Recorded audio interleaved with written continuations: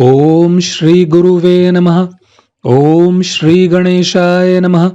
ओम श्री पितृदेवताय नमः। ओम श्री कुलदेव्ये नमः। ओम श्री ग्राम देवताय नमः। ओम श्री स्थान देवताय नमः। ओम नमो भगवते वासुदेवाय नमः। आइए शुरू करते हैं श्रीमद् भागवत गीता जी के 10वें अध्याय का महात्म्य। श्री नारायण जी बोले, हे लक्ष्मी जी, अब 10वें अध्याय का महात्म्य कहता हूं, तू श्रवण कर। बनारस नगर में एक धीरज नाम का ब्राह्मण रहता था। एक दिन शिवजी के एक गण ने उस ब्राह्मण को मरा हुआ पड़ा देखा और फिर शिवजी से जाकर कहा, हे स्वामिन, इसने कौन सा पुण्य किया है जिससे भली जगह मृत्यु पाई। इसको चारों बातें भली या बनी हैं। एक बनारस क्षेत्र, गंगा जी का स्नान, संतों तथा काशी विश्वनाथ जी का दर्शन, अन्न को छोड़ना, एकादशी का दिन। हे स्वामिन, इसने ऐसा क्या पुण्य किया था जिससे इसको यह गति प्राप्त हुई। शिवजी बोले, हे गण, एक दिन यह ब्राह्मण विश्वेश्वर महादेव जी के दर्शन को जा रहा था। मार्ग में धूप की गर्मी के कारण इसका दम घुटने लगा और चक्कर खाकर मंदिर के निकट गिर पड़ा। इतने में श्रृंगणों नाम का एक गण आया। देखा तो ब्राह्मण मूर्छित पड़ा है।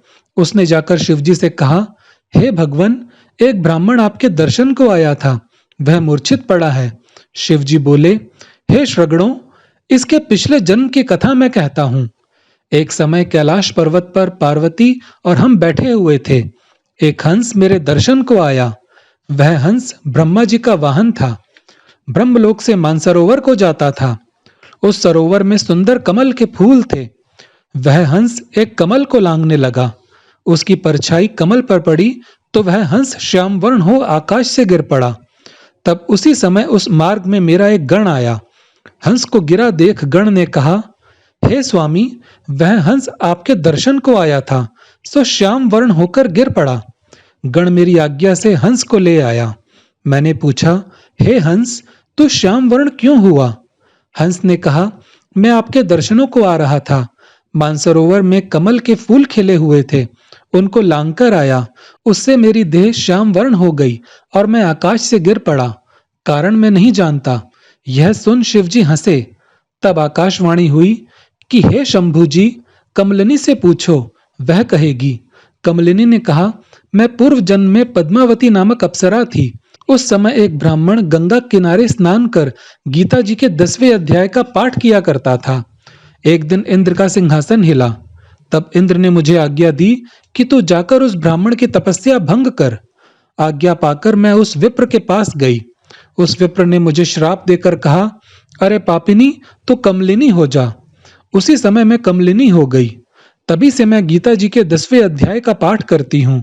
उसी से मेरा यह तेज है कि मुझको लांघने वाला काला होकर अचेत हो जाता है।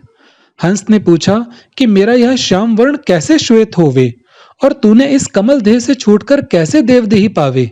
तब कमलिनी बोली, जब कोई श्री गीता जी के 10वें अध्याय का पाठ सुनावेगा तब उद्धार होगा। तब एक ब्राह्मण ने सरोवर से स्नान कर गीता जी के 10वें अध्याय का पाठ किया और उस हंस तथा कमलिनी ने सुना। तब उनका उद्धार हुआ। बोले श्रीमन नारायण भगवान की जय।